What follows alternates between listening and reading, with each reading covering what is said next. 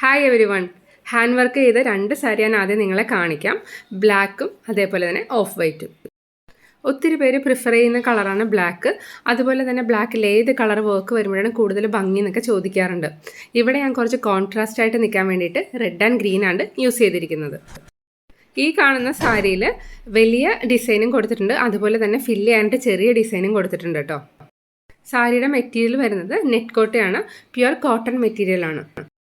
ഒത്തിരി പേര് ചോദിക്കുന്നൊരു ഡൗട്ടാണ് ഈ സാരി നമുക്ക് എങ്ങനെ വാഷ് ചെയ്യാൻ പറ്റുമെന്ന്. ഇത് നമ്മൾ നോർമലായിട്ട് നമുക്ക് ഹാൻഡ് വാഷ് ചെയ്ത് യൂസ് ചെയ്യാം. ഡ്രൈ വാഷ് ചെയ്യേണ്ട ആവശ്യമൊന്നുമില്ല, പിന്നെ വേണമെന്നുണ്ടെങ്കിൽ നിങ്ങൾക്ക് ഡ്രൈ വാഷ് ചെയ്ത് യൂസ് ചെയ്യാം. ഈ സാരി വർക്ക് ചെയ്യുന്ന സമയത്ത് നമ്മൾ കൂടുതൽ ഡിസൈൻസ് പല്ലുവിൻ്റെ പോർഷനിലാണ് കൊടുത്തിരിക്കുന്നത്. ഈ കാണുന്ന ഒരു ട്രയാങ്കിൾ ഷേപ്പ് പോലെ കൊടുത്തിരിക്കുന്നത് നമ്മൾ പ്ലീറ്റ്സിൻ്റെ ഭാഗത്ത് വരുന്നതാണ്. ഈ ഡിസൈൻ വേണമെന്നുള്ളവർ ഇതിപ്പോൾ കാണുമ്പോൾ ഒന്ന് സ്ക്രീൻഷോട്ട് എടുത്താൽ മതി. നിങ്ങൾക്ക് ഏകദേശം പെട്ടെന്ന് വരച്ചെടുക്കാൻ പറ്റിയൊരു ഡിസൈനാണ് കേട്ടോ ഇത്. ഡിസൈൻ കൂടുതൽ ക്ലിയർ ആവാൻ വേണ്ടി ഞാൻ മാക്സിമം അടുത്ത് കാണിക്കുന്നുണ്ട്. ഡാർക്ക് കളേഴ്സിൽ വർക്ക് ചെയ്യുന്ന സമയത്ത് ഫ്ലവറിൻ്റെ ഉള്ളിലൊരു പേൾ വെച്ച് കൊടുക്കുകയാണെങ്കിൽ കുറച്ച് അട്രാക്റ്റീവ് ആയിരിക്കും. അതുകൊണ്ടാണ് ഈ സാരിയുടെ ഫ്ലവേഴ്സിലും പേൾ ആഡ് ചെയ്തിരിക്കുന്നത്.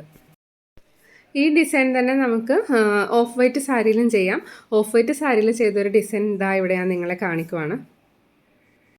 ഓഫ് വൈറ്റ് യെല്ലോയും നല്ലൊരു കോമ്പിനേഷനാണ് കേട്ടോ, കാണാനായിട്ട് നല്ല ഭംഗിയാണ്. അതുപോലെ തന്നെ നമുക്ക് കുറച്ച് ലൈറ്റ് ഷെയ്ഡ്സ് യൂസ് ചെയ്യേണ്ട സമയത്ത് ഇതേപോലത്തെ സാരീസൊക്കെ ആണെങ്കിൽ കൂടുതൽ ഭംഗിയായിരിക്കും.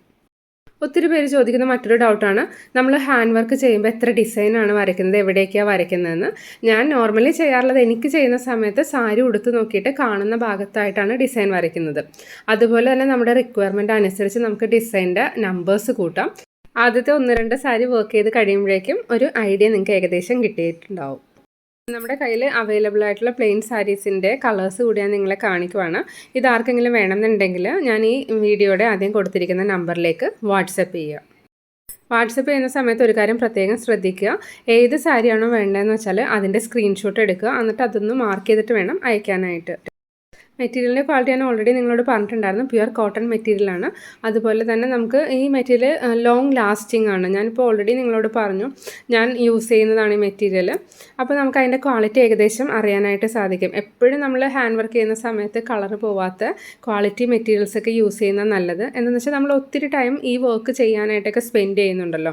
അപ്പോൾ അതുകൊണ്ട് എപ്പോഴും നിങ്ങൾ പ്രിഫർ ചെയ്യേണ്ടത് ക്വാളിറ്റി മെറ്റീരിയലിൽ വർക്ക് ചെയ്യുന്നതാണ്. ഇതൊക്കെയാണ് ഇന്നത്തെ ചെറിയ വിശേഷങ്ങൾ. അപ്പോൾ നമുക്ക് ഉടനെ തന്നെ അടുത്ത നല്ലൊരു വീഡിയോ ആയിട്ട് കാണാം. Thank you for watching. Will meet soon.